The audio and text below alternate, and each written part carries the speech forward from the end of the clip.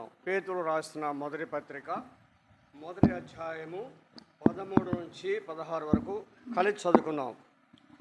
బిగ్గరగా చదవండి.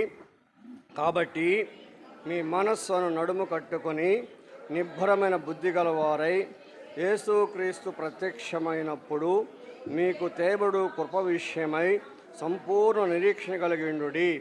నేను పరిశుద్ధుడై ఉన్నాను గనుక మీరును పరిశుద్ధుడని వ్రాయబడి ఉన్నది. కాగా మీరు విధేయులకు పిల్లలై మీ పూర్వపు అజ్ఞాన దశలో మీకున్న ఆశలను అనుసరించి ప్రవర్తింపక మిమ్మును పిలిచిన వాడు పరిశుద్ధుడై ఉన్న ప్రకారము మీరును సమస్త ప్రవర్తనందు పరిశుద్ధులయ్యుండుడి. రెండవ మాట 2వ అధ్యాయము 1, 2, 3 వచనాలు చదువుకుందాం. 2వ అధ్యాయము 1, 2, 3 వచనాలు కలిసి చదువుకుందాం. ప్రభు దయాళుడని మీరు రుచి చూచి ఉన్న ఎడల సమస్తమైన దుష్టత్వమును, సమస్తమైన కపటమును, వేషధారణను, అసూయను, సమస్త దూషణ మాటలను మాని క్రొత్తగా జన్మించిన శిశువులను పోలిన వారై నిర్మలమైన వాక్యమును పాలవలన రక్షణ విషయంలో ఎదుగు నిమిత్తము ఆ పాలను అపేక్షించుడి. 3వ మాట కొరింథీయులకు రాసిన 2వ పత్రిక 13వ అధ్యాయము 5, 6 వచనాలు చదువుకుందాం. కొరింథీయులకు రాసిన 2వ పత్రిక 13వ అధ్యాయము 5, 6 వచనాలు చదువుకుందాం. మీరు విశ్వాసం గలవారై ఉన్నారో లేదో మిమ్మల్ని మీరే శోధించుకొని చూచుకొనుడి, మిమ్మల్ని మీరే పరీక్షించుకొనుడి. మీరు భ్రష్టులు కాని ఎడల యేసుక్రీస్తు మీలోనున్నాడని మిమ్మల్ని గూర్చి మీరే ఎరుగురా. మేము భ్రష్టులము కామని మీరు తెలుసుకుందరని నిరీక్షిస్తున్నాను. ప్రార్థన చేసుకుందాం.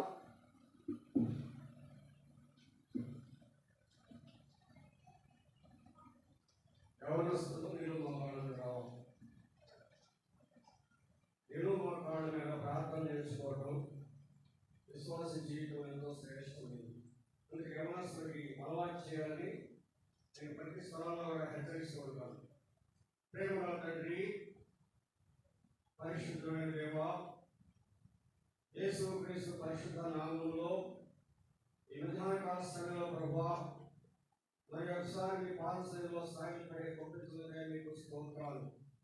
అదేవా నా ప్రభువా, మీ కాళ్ళ చుట్టూ చేయవచ్చిన కొన్ని జ్ఞాపకం చేసుకొని మా విశ్వాస యాత్ర జీవితంలో మేము ఏ రీతిగా పరిశుద్ధమైన జీవితం కలిగి ఉండాలో మీ లేఖనాల్లో నుండి మాతో మీరు మాట్లాడతామని ప్రార్థిస్తున్నాం. మీరు మాట్లాడుతున్నప్పుడు వినగల చెవి, గ్రహించే హృదయము, లోబడే మనసు అనుగ్రహించండి. మా మధ్యలో ఉన్నటువంటి ప్రత్యేకను నేను ద్రాక్ష రసమునందును అనే ప్రభావం మీ శరీరమునకు మీ కలవరిలో రక్తములకు సాదృశ్యున్నటువంటి ఆ యొక్క కళలో మేము యోగ్యమైన రీతిలో పాలు పంపుగా సిద్ధపరుస్తామని ప్రార్థిస్తున్నాం. ఆల్రెడీ హాస్పిటల్ కలవరిలో దాన్ని మరుగుపరిచి మీ ఆత్మను అభిషేకించి మీరే మాట్లాడి మరి పొందని యేసుక్రీస్తు నామములో ప్రార్థన చేస్తూ ఉన్నాం తండ్రి. ఆమేన్.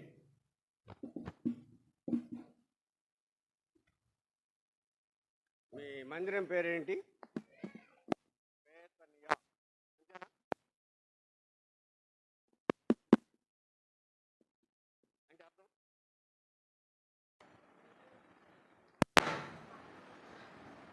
బేత్ తినా. బేత్ అంటే ఇల్లు, తినా అంటే అత్తిపండు, హిబ్రూ అక్షరం అర్థం. బేత్ అనియా అరామిక్ వర్డ్, పూర్ అండ్ బాధ. బేతని అనే పదానికి 3 అర్థాలు ఉన్నాయి. ఒకటి అత్తి పండ్ల ఇల్లు అంటే అంజూరు పండ్ల ఇల్లు, పేద ఇల్లు, బాధను అనుభవించిన ఇండ్లు. అంజూరు పండ్లు ఇల్లు అనుకుందామండి మనం. ఎందుకని అంజూరు పండ్లు ఇల్లు ఎందుకు అనుకుందాం? చెప్పాలి మీరు. మేము పేదవాళ్ళం కాదండి, తెనాలి పట్టణంలో ఉన్నాం కాబట్టి కదా పేదవాళ్ళు అంటే ఊరుకోమంటారు. అందుకని అంజూరు పండు అని ఎందుకంటే మధురమైన పండు, డ్రై ఫ్రూట్స్లో మధురమైంది. అప్పుడప్పుడు చెట్టును కోసుకొని తింటే పండిన కాయ చాలా బాగుంటుంది. మీరు పెంచుకోండి, ఇళ్లలో చక్కగా కాస్తుంది. రండి ఒక మాట చదవండి. లూకాసు సువార్త 22వ అధ్యాయము 19వ వచనాన్ని చివరి మాట ఇంగ్లీష్లో చదవగలరు ఎవరన్నా?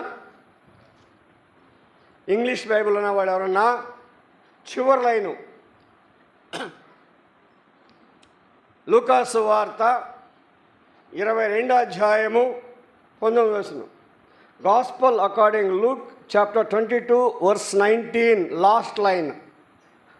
కింగ్ జేమ్స్ వర్షన్ ఈ విధంగా ఉండదు. This do in remembrance of me. ఎన్ఐవిలో ఇట్లా ఉంటుంది, do this in remembrance of me. మీరు ఏ వర్షన్ తీసుకున్నా ఇంగ్లీష్లో అక్కడ డూ అనే మాట ఖచ్చితంగా ఉంటుంది. డూ లేకుండా ఆ చివరి మాట లేదు. డూ అంటే ఏంటి? ఆఫీస్లో తన అధికారి తన దగ్గర ఉన్నటువంటి స్టాఫ్ను పిలిచి డూ దిస్ అంటాడు. సార్ లంచ్ టైం అవుతుందండి, భోజనం చేసినా చేస్తాను అనొచ్చా? ఎందుకు అనకూడదు? It is command. Do this అంటే నీవు వెంటనే చేయాలి, ఆప్షన్ లేదు. అదేవిధంగా ఆరాధించినటువంటి మనము ఆప్షన్ తీసుకొని విడిచిపెట్టి వెళ్ళడానికి వీలు లేదు.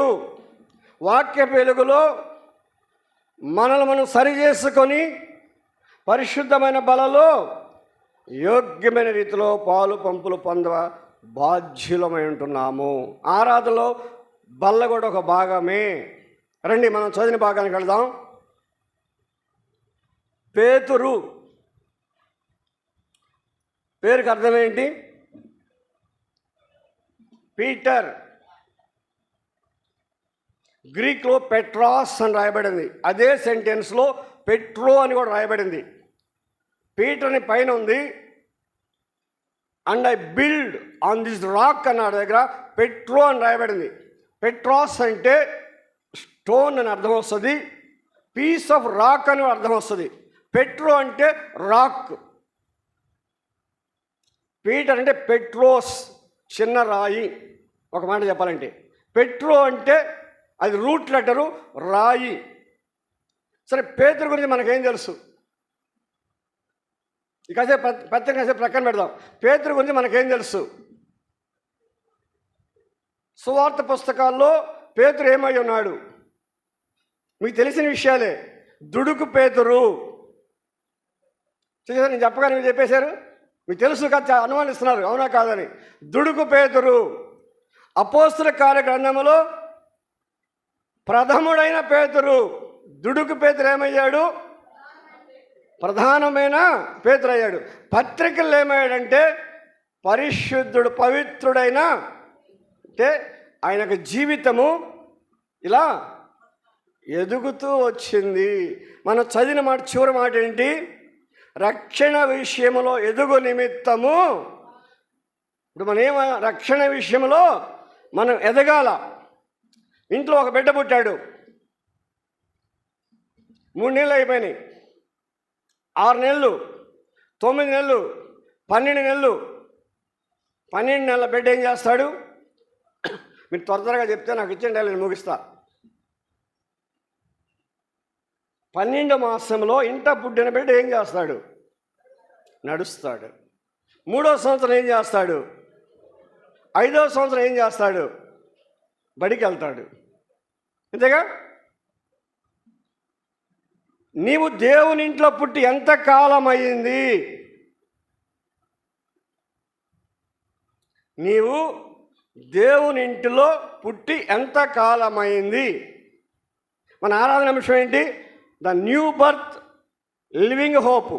క్రొత్త జన్మలో జీవము గల నిరీక్షణ. దాని కంటిన్యూషన్ ఈ భాగము. The new birth holiness. కొత్తగా జన్మించిన వారు పరిశుద్ధముగా జీవించాలా, విశ్వాస జీవితంలో ఎదుగుతూ రావాలి. ఎక్కడేసిన గొంగళి అలా ఉండకూడదు. ఇంట్లో పుట్టిన బిడ్డ ఎదగకపోతే ఏం చేస్తాము? బ్రదర్ మీ డౌట్ ఏంటి చెప్పండి, పర్లేదు. ఇంట్లో పుట్టిన బిడ్డ 12 మాసాల వరకు పుట్టినరోజు ఎంత వెయిట్ ఉన్నాడో 12వ మాసం కూడా అంతే వెయిట్ ఉంటే ఏం చేస్తాము తల్లిదండ్రులుగా? కరెక్ట్, డాక్టర్ దగ్గరికి వెళ్ళి, అయ్యా మా బాబు పుట్టి 12 మాసాలు అయింది, 10 గ్రాములు పెరగలేదు, పాలు తాగుతున్నాడు, 6వ మాసం నుంచి ఆహారం తింటున్నాడు, కానీ మనిషి మాత్రము పెరగటం లేదు, నడవటం లేదు, మాట్లాడటం లేదు. డాక్టర్ గారు ఏం చేస్తాడు? వైద్యం చేస్తాడు.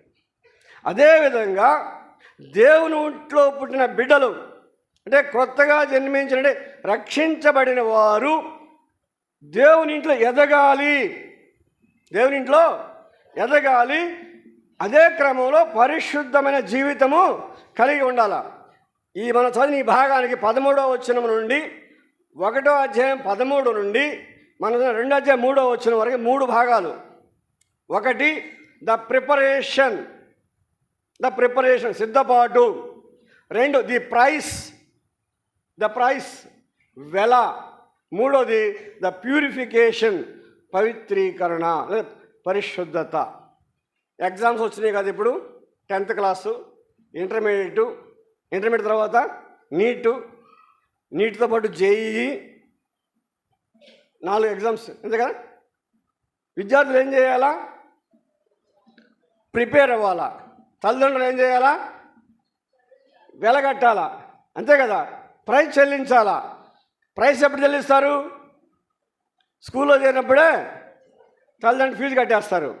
కట్టిన రోజు పిల్లవాడు ఏం చేయాలి? చదువుతూ రావాలా. ఎగ్జామ్స్ అప్పుడు రాసి ఉత్తీర్ణత పొందాలి. అది 3 భాగాలు. ఫీజు కట్టారు, 1,00,000 రూపాయలు కట్టాం, పిల్లడు ప్రిపేర్ కట్టలా, నాన్నగారు ఏమంటాడు? ఇట్లా మీకు అర్థం అవడం కోసం చెప్తాను సబ్జెక్టు. తండ్రి ఏమంటాడు? సరే మీరేమంటారు? మా ఇంట్లో అమ్మ కొడుకు నాన్న కూతురు. వాడు ఫస్ట్ ర్యాంక్ వస్తే మా అమ్మాయికి 7th ర్యాంక్ వస్తుంది. మా అమ్మాయి వచ్చి ఎలిమెంటరీ స్కూల్లో, డాడీ నాకు 7th ర్యాంక్ వస్తే నాకు ముద్దు పెట్టకుండా వాడికి ఒక్కటే వచ్చింది. వాడికి ముద్దు పెట్టింది. ఎవరు ఎక్కువ? 7 ఎక్కువ, 1 ఎక్కువ? మీ జేబులో 7 రూపాయలు ఉన్నాయి, ఈ జేబులో 1 రూపాయి ఉంది. ఎవరు ఎక్కువ? ఇది పిల్లల ఆలోచన. కానీ ఒక్క ర్యాంక్ వచ్చినాడు, ఫస్ట్ ర్యాంక్ వచ్చినాడు ఎక్కువ. మన పిల్లలు ఏ విధంగా అయితే ఫస్ట్ ర్యాంక్లో ఉండాలి అనుకుంటామో అదేవిధంగా దేవుని ఇంట్లో పుట్టిన బిడ్డల్ని దేవుడు కూడా, బేత్నియ ఇంట్లో పుట్టిన ఈ బిడ్డ అంజూరపు మొక్కలు ఎదిగి అంజూరపు ఫలాలు కాయాలి.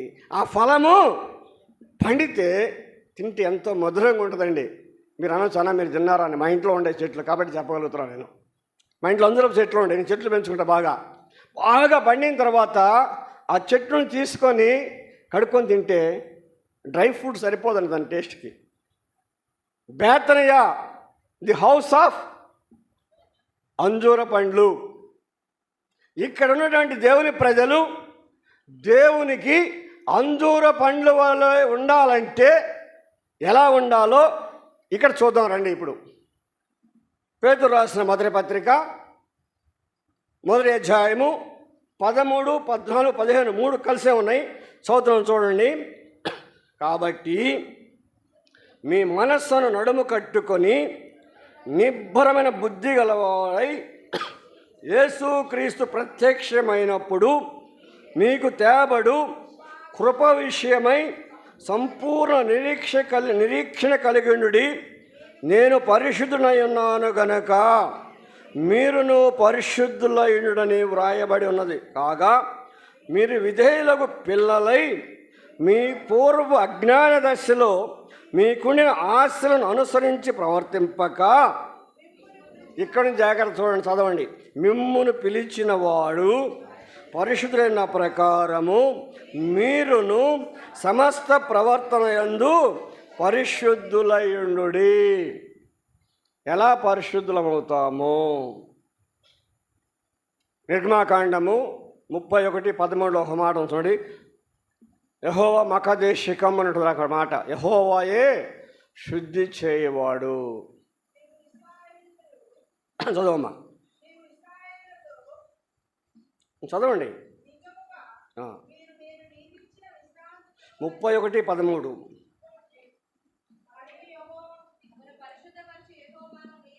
ఇశ్రాయేలుతో నిజముగా మీరు నేను నియమించిన విశ్రాంతి దినం ఆచరింపవలను, మిమ్మును పరిశుద్ధపరచు యెహోవాను నేనే అని తెలుసుకున్నట్లు అది మీ తరతరములకు నాకును మీకును గుర్తగును.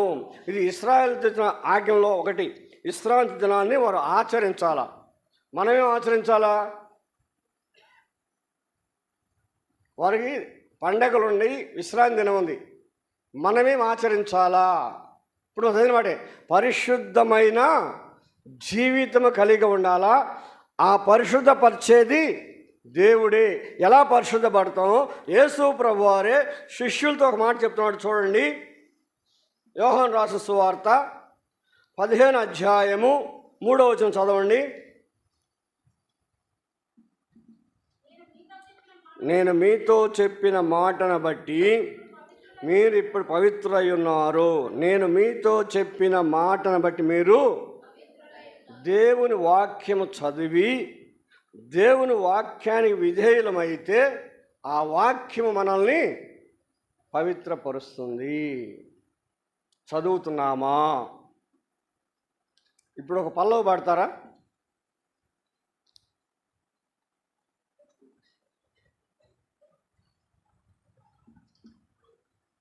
ఒక పల్లవి పాడండి, 2 సార్లు పాడదాం.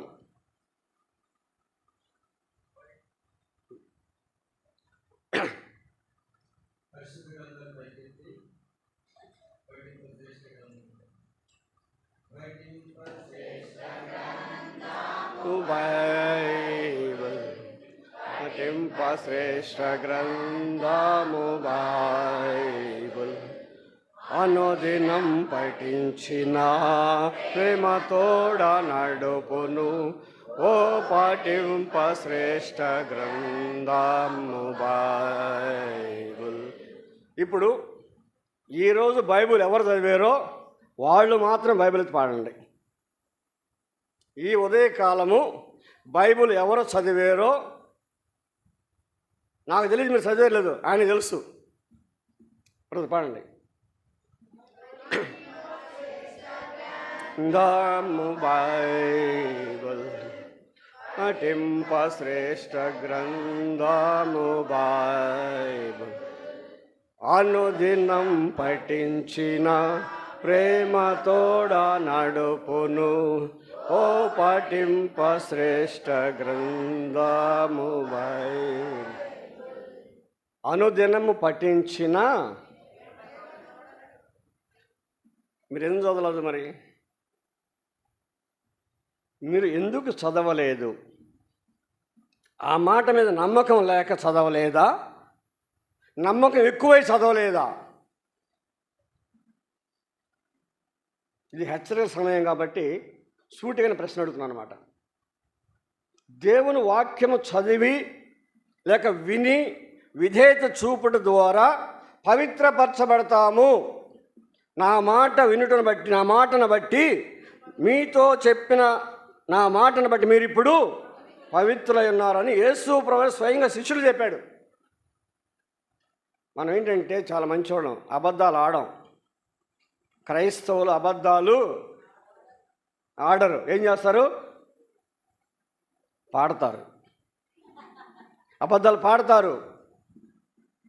చాలా చక్కగా పాడతాం పాటలు. అనేక పాటలు పాడేటప్పుడు హృదయము గుచ్చుకుంటూ వస్తుంది. కొన్నిసార్లు గుచ్చుకోదా?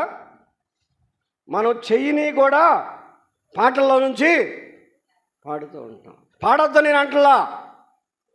పాడే ముందు చేయటం ప్రాముఖ్యము. మనం పరిశుద్ధమైన జీవితం కలిగి ఉండాలంటే ఖచ్చితంగా కనీసం ఉదయ సాయంకాలాలు దేవుని వాక్యాన్ని చదవాలి. దేవుని వాక్యాన్ని చదవాలి, ఖచ్చితంగా చదవాలి. చదివినప్పుడు దేవుడు మనతో మాట్లాడుతూ వస్తాడు. ఒక చిన్న ఎగ్జాంపుల్ చెప్పి నేను ముందుకు వెళ్తాను. నాకు తెలిసిన ఒక కుటుంబం వారు ఇల్లు స్థలం కొనుక్కుందామని తిరుగుతూ ఉన్నారు. కొన్ని చోట్ల పేదవాళ్ళకి ఇళ్ళు ఉంటాయి కదా, చాలా చౌకగా వస్తాయి. ఇంకొక తెలిసిన అతను వచ్చి, పొలం చోట ఒక 100 గజాల స్థలం ఉంది, పేదవాళ్ళకి ఇచ్చింది, దాని పక్కన ఒక 6 సెంట్లు పోరం బాగుంది, మీరు బాగు చేసుకుంటే మొత్తం ఎంత అవుతుందంటే ఇది 3 అది 6 9 సెంట్లు కూడా 3 సెంట్లు ధరకే వస్తుంది. అమ్మా, దేవుడు ఎంత సహాయం చేశాడు, మన ఇంటి కోసం ఎదుగుతుంటే దేవుడు అతను పంపించాడు. సరే సార్ బ్రదర్, సాయంకాలం వెళ్ళి మాట్లాడదాం, కనుక్కోండి అన్నానంట. అయ్యగారు ఆఫీస్కి వెళ్ళాడు, అమ్మగారు ఇంట్లో కూర్చొని బైబిల్ చదువుకుంటుంది. ఆ డైలీ పోర్షన్ ఏమొచ్చిందో చూడండి. యెషయా గ్రంథము.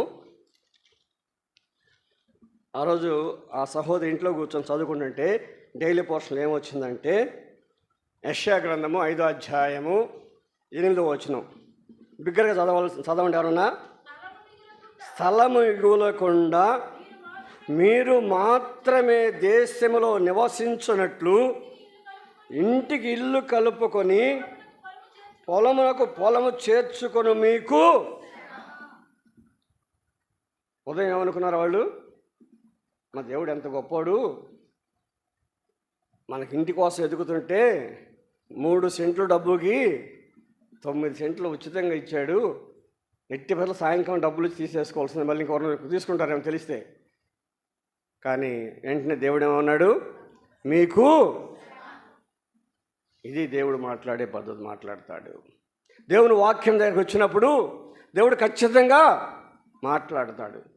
తృణీకరించి వెళ్ళి కొన్నావనుకో, వచ్చిన చిక్కులు ఎట్లా ఉంటాయంటే ఈ 3 సెంట్లు ఇచ్చిన డబ్బులు కాక నీ దగ్గర ఉన్నాయి మొత్తం కూడా అయిపోతుంది. అది శ్రమ. ఆ శ్రమ రాకుండా ఉండాలంటే మనము ఎలా ఉండాలో చూడండి. మీ మనస్సును నడుము కట్టుకొని నిబ్బరమైన బుద్ధి గలవారై యేసుక్రీస్తు ప్రత్యక్షమైనప్పుడు మీకు తేబడి కృప విషయమై సంపూర్ణ నిరీక్షణ కలిగి ఉండి. జీవంతో కూడిన నిరీక్షణ ఏంటి అంటే మనకి మన స్వాస్థ్యము ఎటువంటిదో మనం ఆరాధన చూసి వచ్చాం. అక్షయమైనది, నిర్మలమైనది, వాడబారని స్వాస్థ్యము పరలోకంలో భద్రం చేయబడి ఉన్నది. అది మన నిరీక్షణ. దాన్ని పొందుకోవాలంటే మన మనస్సుని అదుపులో పెట్టుకోవాలా. సామెతల గ్రంథకర్త ఒక మాట అంటున్నాడు, చదవండి. సామెతల గ్రంథము 16వ అధ్యాయము 32వ వచనం అనుకుంటా, చూడండి. పరాక్రమశాలి కంటే దీర్ఘశాంతము గలవాడు శ్రేష్ఠుడు, పట్టణమును పట్టుకొని వాని కంటే తన మనసును స్వాధీనపరచుకొనివాడు శ్రేష్ఠుడు. ఎందుకనంట? మనసులో ఏముంది? మనసు కాసేపు ఇక్కడ ఉంటుంది, కాసేపు బజార్లో ఉంటుంది, కాసేపు బార్లో ఉంటుంది. మీరు ఎవరు బార్లేండి, సంతోషం. లోకం తీరు చెప్తున్నా. కాసేపు ఇంట్లో ఉంటుంది, కాసేపు బజార్లో ఉంటుంది, ఆ తర్వాత బార్లో ఉంటుంది. మన మనసు ఎక్కడుంది? మనం దేని మీద కాన్సన్ట్రేషన్ చేయాలా? దేవుని ప్రజలముగా దేవునికి మహిమకరమైన జీవితం మనము కలిగి ఉండాలి. మన మాట, మన నడక, మన చూపు చూచిన వారికి ఎవరు కనపడాలంటే ఎవరు కనపడాలా? ఒక పాప ఒక వ్యక్తి వచ్చి తలుపు కొడితే తలుపులో నుంచి కిటికీల నుంచి చూసి తలుపు తీయకుండా ఇంట్లోకి వెళ్ళి అమ్మ చెప్తుంది, అమ్మ యేసు ప్రభు వచ్చాడమ్మా తలుపు దగ్గర. తలుపు దగ్గర ఎవరున్నారంట? ఎవరైనా ఇప్పుడు అక్కడ ఉంది ఎవరు? సాధు సుందర్ సింగ్ గారు ఒక ఇంటికి వెళ్ళాడంట. ఆయన తలుపు కొట్టాడు. ఆ పాప చూసి ఆయనలో ఏం చూసింది? యేసు ప్రభువుని చూసింది. పేతురు స్వరాన్ని ఎవరు గుర్తించారు?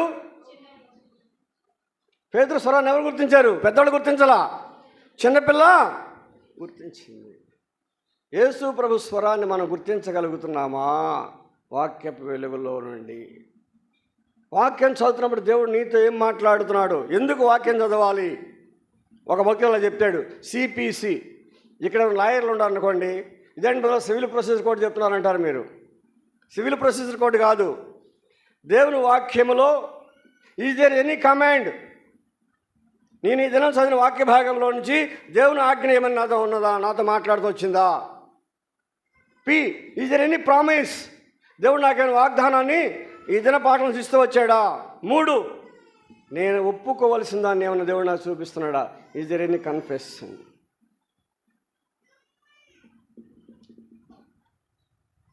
ఒక దినాన ఆఫీసులో పని చేస్తూ 6:30, 7 అయింది. నెక్స్ట్ డే శాలరీస్ పే చేయాలి కాబట్టి వర్క్ చేస్తూ ఉన్నాం. నా జీవితంలో జరిగింది చెప్తున్నాం. సరదాగా మాట్లాడుకుంటూ వచ్చాం. 9 పని చేసాం, వెళ్ళిపోయాం. నెక్స్ట్ సండే బల్ల దగ్గరికి వచ్చినప్పుడు, ప్రభువా గత వారంలో నేను ఎక్కడ తప్పాను చూపించమంటే, ఆ సెక్షన్, ఆ రూమ్ కనిపిస్తుంది, కంప్యూటర్ రూము. నేను వాళ్ళతో ఏం సరదాగా మాట్లాడానో అవి దేవుడు నాకు చూపిస్తూ వచ్చాడు. వాళ్ళకి తప్పు అనిపించలా, పలికి నాకు తప్పు అనిపించలా, మా ప్రకటన మా ఆఫీసులో తప్పు అనిపించలా. కానీ ఆ శిలోక్తి దేవుని దగ్గర తప్పుగా రికార్డ్ అయింది. తప్పుగా దేవుని దగ్గర రికార్డ్ అయింది. అందుకే మన మనస్సును భద్రపరచుకోకపోతే చంచలమైన మనస్సు ఎటైనా పోతుంది. అది తెచ్చే నష్టాన్ని మనం పూడ్చుకోవడానికి చాలా కష్టపడాలా. పరిశుద్ధతను కాపాడుకోవటం అనేది ఇట్స్ నాట్ సో ఈజీ. ఒక్క రోజులో వచ్చేది కాదు. దినదినము ఎదుగుతూ రావాలి. దానికి ఉదాహరణ చెప్తా. మీరు బలవంతులే కదా, మీరు బలవంతులు యవనస్తులే కదా. 1 year దూడని, ఆవు దూడని భుజాల మీద ఇట్లా లేపి తీసుకెళ్తారా? ఇలా లేదుగా, ఏం బలవంతుగా. ఆ బ్రదరు తీసుకెళ్తున్నాడంట. ఆ బ్రదర్ని అడిగి, ఏంటి బ్రదర్ మీరు లేపారు కదంటే, ఆ బ్రదర్ ఏం చెప్పాడు తెలుసా? అది పుట్టిన దగ్గర నుంచి నా చేతిలోనే పెరిగింది. 365 దినాలు ప్రతిరోజు ఒకసారి నేను దాన్ని ఎత్తుకొని లేపుతూ ఉన్నా. దాన్ని పెరిగాక దాని బరువు కూడా నాకు అలవాటు అయిపోయింది. ఇది అలవాటు చేసుకోవాలి విశ్వాస జీవితంలో. ఒక్క రోజులో పరిశుద్ధత రాదు, ఒక్క రోజులో మనం పర్ఫెక్ట్ కాదు. దినదినము ప్రాక్టీస్ చేయాలి, దినదినము. అందుకే వాక్యం చదవాలా, ప్రార్థనకు ముందు వాక్యం చదవాలా. దావీదు ఏమన్నాడు? నేను ధ్యానించుచు మొరపెట్టేదను. ఎన్నిసార్లు అమ్మా? ఏ టైమింగ్ ఏంటి అవి? ఆయన టైమింగ్ చెప్పండి, మన టైమింగ్స్ కాదు. సాయంకాలము, ఉదయము, మధ్యాహ్నము. ఎందుకని? యోధా సాంప్రదాయంలో సూర్యుడు అస్తమించితే మరుసటి రోజు, అంటే దిన ప్రారంభములో దేవుని వాక్యం చదివి దేవునికి ప్రార్థన చేయాలి. దేవుని వాక్యం చదవడం ద్వారా పవిత్రపరచబడుతూ వస్తాము. ప్రార్థన చేయడం ద్వారా ఆయన కాపుదల ఉంటుంది. ఈ విధంగా ప్రతి దినము ఎవరైతే చేస్తారో వారు పరిశుద్ధమైన జీవితం కలిగి ఉంటారు. తండ్రి ₹1,00,000 కట్టి చైతన్యాలను ఇంకో దాంట్లో కొంత చేర్పిస్తే ఆ విద్యార్థి ప్రతి దినము చదువుతూ వస్తే, ప్రతి దినం ఏ రోజు పాఠంలో చదువుతూ వస్తే అతను ఖచ్చితంగా ఆశించిన ర్యాంక్ వస్తుంది. తండ్రి చేసిన వెలకి విలువ వస్తుంది. దేవుని ఇంట్లో యేసుక్రీస్తు శిలువ రక్తముతో కొనబడి పరిశుద్ధపరచబడి పరిశుద్ధ యాజకులని పిలువబడుతూ ఆయన సన్నిధిలో ప్రవేశించిన మనము మన జీవితంలో తప్పిపోతే, అంటే మన సిద్ధపాట్ల లోపమని తప్పిపోతే అవమానానికి ఎవరికి వస్తుంది అంటే మొట్టమొదటిగా బేతనియా సంఘానికి వస్తుంది, తదుపరి దేవునికి వస్తుంది. మన విశ్వాస జీవితం మనం తప్పిపోతే మన కొరకు ప్రాణం పెట్టిన దేవునికి, అందుకే రోమాపత్రికలో మాట రాబడి, మిమ్మును బట్టే కదా నా నామము, చదవండి ఆ మాట, రోమీయులకు రాసిన పత్రిక 2వ అధ్యాయము 24వ వచనం, వ్రాయబడిన ప్రకారము మిమ్మును బట్టే కదా దేవుని నామము అన్యజనుల మధ్యను. ఈ సత్యాన్ని మనం ఎరిగిన వారమై పరిశుద్ధమైన బలలో చేయి వేసే ముందు జ్ఞాపకం చేసుకుని మన సిద్ధపాటు ఎలాగ ఉన్నది, ఆయన వెల చెల్లించాడు. ఆ మాట చూడండి, 18-19 ఒక మాట, అమూల్యమైన రక్తము చేత అనగా నిర్దోషమును నిష్కళంకమున గొర్రెపిల్ల వంటి క్రీస్తు రక్తము చేత విమోచించబడితనని మీరు ఎరుగురా. ప్రభువా, నన్ను విమోచించావు, నీ రక్తంతో మనం ఆరాధన చేశాం కదా. ఆ రక్తము, అమూల్యమైన రక్తముతో విమోచించబడిన మనము ఆ రక్తం యొక్క విలువని కాపాడాలా భయభక్తులతోటి. భయము భక్తి తండ్రి తల్లి లాంటివి. భయము భక్తి రెండు కలిసే ఉండాలి. ఉన్నదా? దేవుని వాక్యం అంటే భయం ఉన్నదా? బైబిల్ ఎక్కడ పెడుతున్నాం? గూట్లో పెడుతున్నామా, గుండెల్లో పెడుతున్నామా, దిండు కింద పెడుతున్నామా, దుప్పట్లో పెడుతున్నామా? ఇదేంటన్నా మేము పెట్టమన్నా, మేము చదువుకుంటాం. నువ్వు ఆఫీస్కి వెళ్ళేటప్పుడు నీ దగ్గర బైబిల్ ఉంటుందా? కాలేజీకి వెళ్తే నీ దగ్గర బైబిల్ ఉంటుందా? తీసుకొస్తే ఊరుకోరన్నా. చిన్న చిన్న బైబిళ్ళు వచ్చినాయి కదా. ప్రతి విశ్వాస చేతిలో నిత్యము ఖడ్గం ఉండాల్సిందే. నువ్వు స్కూల్కి వెళ్ళు, నువ్వు ఫ్యాక్టరీకి వెళ్ళు, క్యారేజ్ తీసుకెళ్తాంగా మధ్యాహ్నానికి, తీసుకెళ్తామా లేదా? పొలం పని కంటే కష్టం. కానీ ఉద్యోగస్తులు వాళ్ళ బ్యాగులు ఉంటాయి కదా, క్యారేజ్ బ్యాగులు, ఒక చిన్న బైబుల్ తీసుకొని వెళ్ళి ఆఫీస్ టైంలో చదవకూడదండి. మళ్ళీ లంచ్ టైంలో నీకుండా ఆ 20-30 నిమిషాల్లో 10 నిమిషాలు భోంచేసి మిగిలిన 10 నిమిషాలు నీ దగ్గర ఉన్న గ్రంథం తీసి చదువుకో. నీ చుట్టూ ఉన్నట్టు అన్ని జనులు నీ దగ్గరకు వస్తారు. ప్రాక్టీస్ చేసి చూడు, దేవుని మహిమ వస్తుంది. మనకు బైబుల్ తీసుకెళ్ళాలంటే భయము. బైబుల్ పట్టుకొని వెళ్ళాలంటే చేతికి భయము. నేను రక్షించబడిన దినాల నుంచి నా చేతిలో ఎప్పుడు హ్యాండ్ బైబిల్ ఉంటుంది. ఈ బైబిల్ కాదండి, ఇది బయటకు వచ్చినప్పుడు తీసుకున్న బైబిల్. హ్యాండ్ బైబిల్ ఎప్పుడు ఉంటుంది. మా ఆఫీస్లో ఒక ఐఎఫ్ఎస్ ఆఫీస్లో ఉన్నాడు, సర్కిల్ ఆఫీస్లో. ఆయన ఒకరోజు నన్ను పిలిచాడు. ఆఫీస్లో వెళ్తే ఆయన అప్పుడు ఆయన క్రైస్తవుడు నాకు తెలియదు. ఇట్లాగే టేబుల్ మీద బైబిల్ పెట్టి ఉంది. ఐఎఫ్ఎస్ ఆఫీసర్ ఆయన. ఆ ధైర్యం ఉన్నప్పుడు మన ప్రిపరేషను ఆయన వెలకి విలువిచ్చినడం అవుతాము. మూడోది ఏంటి? ప్యూరిఫికేషన్, పవిత్రంగా ఉండాలి. చూడండి, 22వ వచనం చదవండి. 1వ అధ్యాయము 22వ వచనం ముగింపుకు వస్తున్నాము. మీరు క్షయబీజము నుండి కాక శాశ్వతంగా జీవముగల దేవుని వాక్య మూలముగా అక్షయబీజం పుట్టింపడిన వారు గనుక నిష్కపటమైన సహోదర ప్రేమ కలుగునట్లు మీరు సత్యమునకు విజయలవుట చేత మీ మనసులను కొనిన వారై ఉండి ఒకరినొకడు ఉదయపూర్వకముగాను మిక్కటముగాను ప్రేమ.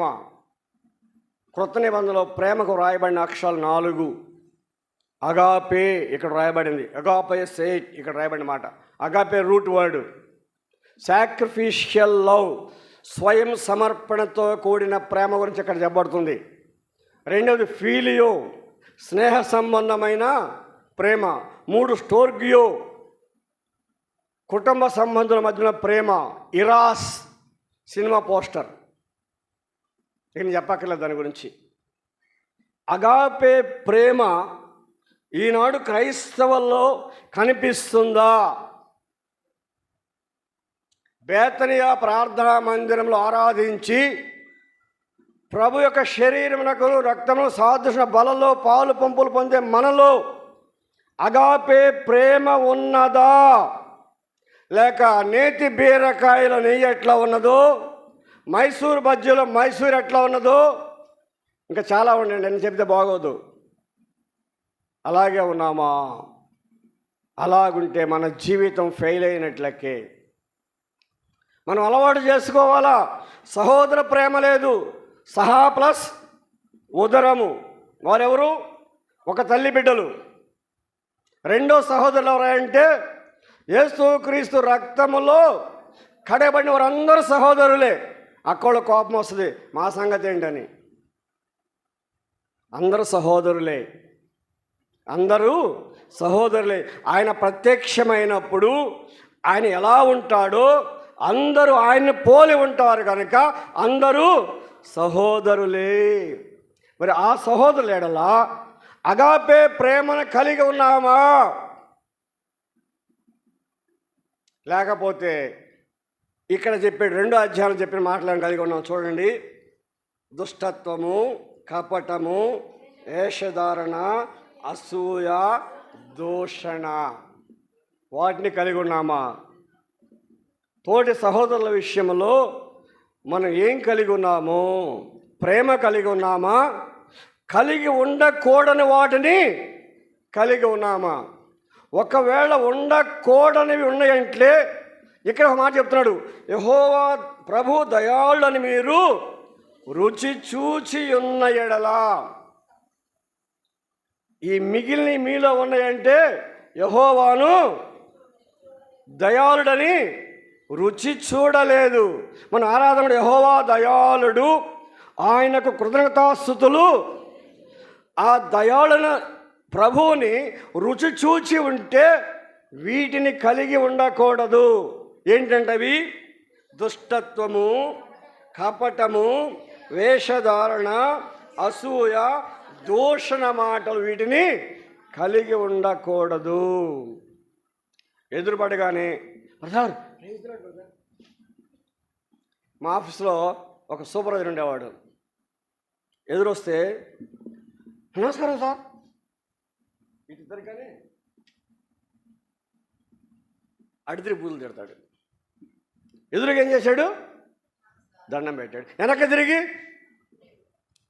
అటువంటి జీవితము బేతనియాలో ఆరాధించి ప్రభు వల్ల చేయి వేసేవారికి ఉండకూడదు. అమ్మా, మీరు తర్వాత మాట్లాడుకోండి. ఉండకూడదు. ఆ తర్వాత చెప్తున్నాడు, చూడండి ఏం చెబుతున్నాడు. క్రొత్తగా జన్మించిన శిశువులను పోలిన వారై నిర్మలమైన వాక్యమును పాల వలన రక్షణ విషయం ఎదుగు నిమిత్తము ఆ పాలను ఉపేక్షించుడి. మిళ్ళలో గేదెలు ఉండే మిళ్ళలు ఎవరికన్నా లేవా? చాలా మంచివాడు మీరైతే. దూడని పాలకు విడిస్తే ఎట్లా ప్రవర్తిస్తుందండి? మేము చూడలేదు, మాకేం తెలుస్తుందండి. నేను చిన్నప్పుడు నా డ్యూటీ అది, మా ఇంట్లో 6-7 గేదెలు ఉండేవి. నాకు బాగా తెలుసు అన్నమాట ఆ సబ్జెక్టు. ఆ తాడు ఓడదీసిందా కూడా ఉండదు, గెంతులు వేస్తూనే ఉంటుంది. బలవంతం తాడు ఓడదీస్తే మనల్ని కూడా లాక్కొని గెంతులు వేస్తా పోతుంది. దేనికి? తల్లి దగ్గర పాలు తాగటానికి. దేవుని రక్తంతో కొనబడి, కడుగబడి, పరిశుద్ధపరచబడి, పరిశుద్ధ యాజకులని బిరుదు పొంది ఆయన ఆరాధించే మనము ఆయన వాక్యము కొరకు అటువంటి అపేక్ష కలిగి ఉండాలా. ఆ విధంగా వాక్యాన్ని చదువుతున్నప్పుడు, ఆ వాక్యాన్ని లోబడినప్పుడు ఆ వాక్యం మనల్ని పవిత్రపరుస్తుంది, పరిశుద్ధపరుస్తుంది. ఈ జీవితం ఎవరైతే కలిగి ఉంటారో వారు ఆయనను ఎదుర్కొంటారు. కడబోర మ్రోగినప్పుడు ఆ బోర వారికి వినిపిస్తుంది.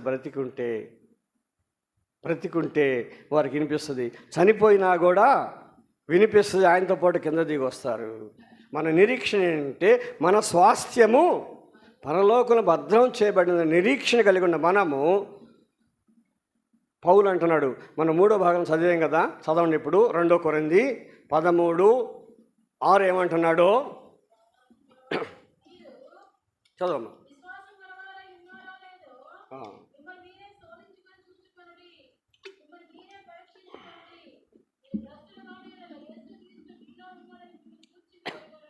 ఆరు అందరూ చదవండి.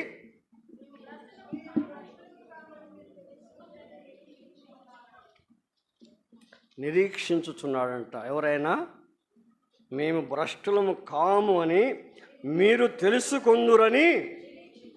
ఎంత నమ్మకంగా మాట్లాడుతున్న కొరింథీయుల గురించి పౌలు భక్తుడు. మన సంఘం గురించి ఈ విధంగా మనం మాట్లాడగలమా? మీరు విశ్వాసులు.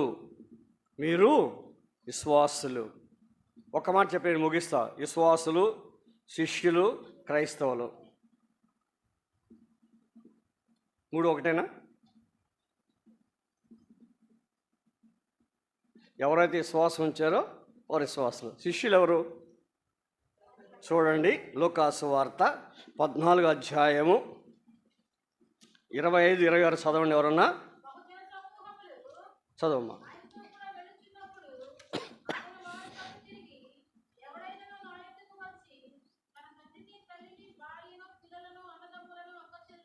ఇక్కడ ఆగండి, ఇక్కడి నుంచి అందరం చదువు. తన ప్రాణమును సహా ద్వేషింపకుంటే వాడు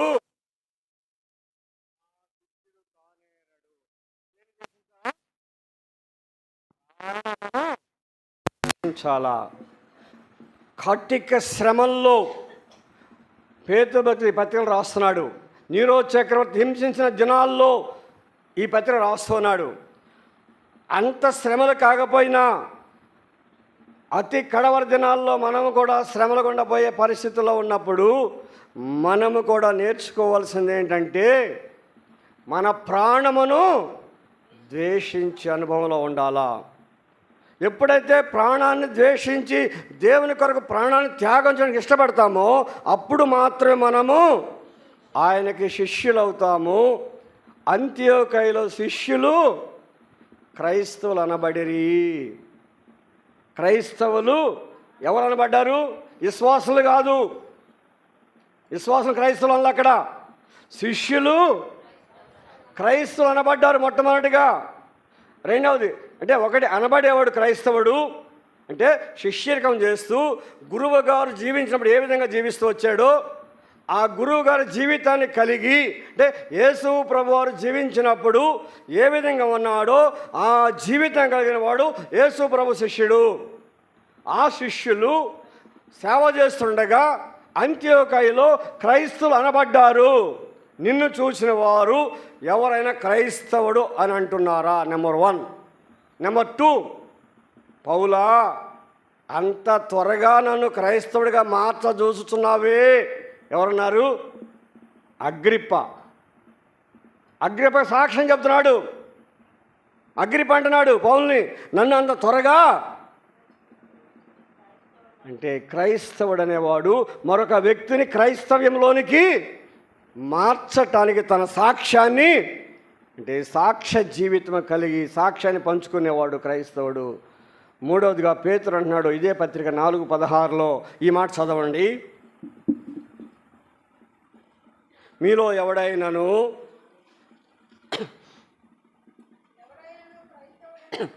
క్రీస్తు నామము మీలో ఎవడైనాను క్రైస్తవుడు అయినందుకు బాధ అనుభవించడలా అతను సిగ్గుపడక ఆ పేరును బట్టి దేవుని. ఇప్పుడు క్రైస్తవులు ఎవరండి? అనబడేవారు. మనల్ని ఎవరన్నా క్రైస్తవులు వీరు అంటున్నారా? చాలామంది మీరెవరంటే దయచేసి నన్ను క్షమించండి మేము క్రైస్తవులు అని చెప్తారండి. చెప్పొద్దు. ఒక దిన నేను ట్రైన్లో ప్రయాణం చేస్తున్నా. నా ప్రక్కన ఒక కానిస్టేబుల్ ఉన్నాడు. ట్రైన్లో కలిస్తే మాట్లాడుకుంటాం కదా, మీరు ఎవరంటే క్రైస్తవుడు అన్నాడు. ఆల్రెడీ 3 ఉన్నారు, జేబులో 2 ప్యాకెట్లు ఉన్నాయి. ఏ చర్చికి వెళ్తావన్నా? చర్చికి వెళ్ళనండి, నాకు టైం ఉండదు అన్నాడు. Is is Christian? అందుకే చెప్పొద్దు అంటున్నా.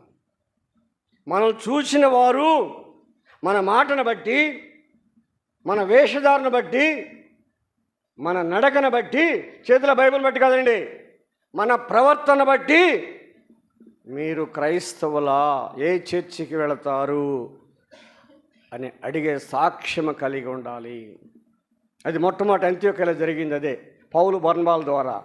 తర్వాత పౌలు సాక్ష్యం చెప్తున్న అగ్రిప్పాకి, నీ సాక్ష్యం ఎక్కడైనా పంచుకుంటున్నావా? అసలు నీవేమై ఉన్నావు? నీ సాక్ష్యం ద్వారా ఒక వ్యక్తిని దేవుని దగ్గర నడిపించడానికి ప్రయత్నం చేస్తున్నావా? దేవుని ఇంటికి నడిపిస్తే ఇక్కడ దేవుడు మాట్లాడతాడు ఆ వ్యక్తితోటి. ఇక్కడ దేవుడు, నువ్వు అక్కడ ఒక్కడవే, ఇక్కడ అనేక కట్టెలు ఉండి కాలే కట్టెలు కాలుతాయి, కానీ ఒక్క కట్టె కాలిద్దా? 10 కట్టెలు వేస్తే మంట వస్తుంది. దేవుని ఇంట్లో ఆత్మ సంచారంతో ఒక అవిశ్వాసం లోనికి వచ్చినప్పుడు ఈ దేవుడు నాకు కావాలని ఒప్పింపబడతాడు. నువ్వు తీసుకురాగలుగుతున్నావా నీ సాక్ష్యం ద్వారా? నీ జీవితంలో శ్రమలు ఉన్నాయా? దేవుని సువార్తను బట్టి, లేక నీ జీవితంలో నువ్వు సాక్షిగా ఉన్నట్లు ఉన్నదా? ఒక చిన్న మాట చెప్పి నేను ముగిస్తున్నా. ఒక ఆఫీస్లో ఒక క్లాస్ 4 ఎంప్లాయీ ఉన్నాడంట, విశ్వాసి. కొన్ని క్రైస్తవుడు అనుకున్నాం కాసేపు. ఇప్పుడు ఆ క్రైస్తవు గురించి మాట్లాడుకున్నాం కదా. అయ్యా నన్ను ఈ సెక్షన్లో ఇక్కడి నుంచి తీసేయండి అయ్యా, ఈ దగ్గర పని చేయలేకపోతున్నాను భర్తలు ఆడుకొని 30 రోజులు ట్రాన్స్ఫర్ చేయించి ఇంకో చోటకి వెళ్ళాడంట. మరలా అక్కడికి సేమ్ క్యాండిడేట్ వచ్చాడు, ఇంకో అట్లాంటి వాడే వచ్చాడు, ఇంకొక ఆయన. 3 సంవత్సరాల తర్వాత ఇద్దరు ఒక మీటింగ్లో కలిశారు, ఒక బహిరంగ సభలో కలిసి ఇద్దరు, హలో బ్రదర్ ఎక్కడ పని చేస్తున్నారు? ఓ నువ్వు వచ్చేవే 30 రోజులు పని చేయలేక ఆయన దగ్గరే పని చేస్తున్నా. ఎంతకాలం నుంచి? 3 సంవత్సరాల నుంచి. అరే నేను 30 రోజులు ఉండలేకపోయినా ఆయన దగ్గర. 3 సంవత్సరాలు ఎన్ని రోజులండి? మోర్ దాన్ 1000 days కదా. అంటే ఇన్ని దినాలు అక్కడ పని చేస్తున్నావా? అవునయ్యా. వీళ్ళిద్దరు ఎవరు మంచోళ్ళు? వీళ్ళిద్దరు ఎవరు మంచోళ్ళు? 30 దినాలు పని చేయలేని వాడు మంచివాడా? 1000 దినాల కంటే ఎక్కువ రోజులు పని చేసిన మంచివాడా? Very good. అమ్మ మీరేమంటారు చెప్పండి కదా. ఎందుకు మంచివాడంటే ఆఫీస్తో కలిసిపోయాడు. ఇద్దరు కూడా ఆఫీసులతోటి సాయంకాలం ఇవి చెయ్యలేకనే ఆ విశ్వాసైన క్రైస్తవుడు 30 దినాల్లో బదిలీ చేయించుకున్నాడు. ఇది శ్రమ. ఇది ఈ దినాల్లో ఈ విధంగా ఆఫీసులో బ్రతకాలంటే చాలా కష్టం. అంతేకాదు నీ చేతిలో బైబుల్ చూసినా కూడా ఓ నువ్వు క్రైస్తవుడువా అని నీకు హింస స్టార్ట్ అవుతుంది ఖచ్చితంగా. అయితే దానిని సాక్ష్యార్థము సహించే జీవితం కలిగి ఉండాలి. ప్రభు బలలో చేయివేసే మనము మన జీవితాలను పరీక్ష చేసుకొని, నేను ఎలా ఉన్నాను, నేను ఆఫీస్లో ఎలా ఉన్నాను, ఫ్యాక్టరీలో ఎలా ఉన్నాను, పొలంలో ఎలా ఉన్నాను, ఇంట్లో ఎలా ఉన్నాను, నా ప్రిపరేషన్ ఎట్లా ఉంది, ఆ వెలకు తగ్గట్టు యేసుక్రీస్తు యొక్క వెల అమూల్యమైన రక్తముతో నన్ను కొన్నాడు, అది ఎరిగి నేను జీవిస్తున్నానా, నన్ను నేను పవిత్రంగా ఉంచుకోగలుగుతున్నానా, తోటి సహోదరులను అగాపే ప్రేమతో ప్రేమిస్తున్నానా. ప్రేమించడం అలవాటు చేసుకోవాలి. ప్రేమించడం ఒక్క రోజులో రాదు, అది దినదినము అభ్యాసము చేసినప్పుడు ప్రేమించగలుగుతాము. పేతురు పత్రిక అనేది చాలా అద్భుతమైన పత్రిక. శ్రమల్లో ఆదరణ ఇచ్చే పత్రిక. అమూల్యమైన మాట అనేక పర్యాయాలు వస్తుంది. అందుకే ఆ పత్రిక అమూల్యమైన మీ విశ్వాసము, అమూల్యమైన రక్తము, అమూల్యమైన రాయి, ఇట్లా చాలా విషయాలు వస్తాయి. ఈ అమూల్యమైన పత్రికను ధ్యానం చేయండి. శ్రమల్లోకి అడుగు పెడుతూ ఉన్నాం. శ్రమలో ఇంకా ఎక్కువ దినాలు వచ్చేసినాయి. శ్రమలు ఎక్కువ దినాలు వచ్చేసినాయి కనుక శ్రమలో ఎలా జీవించాలో ఈ పత్రిక మీకు నేర్పిస్తుంది. దేవుడి మాటలు దీవించును గాక.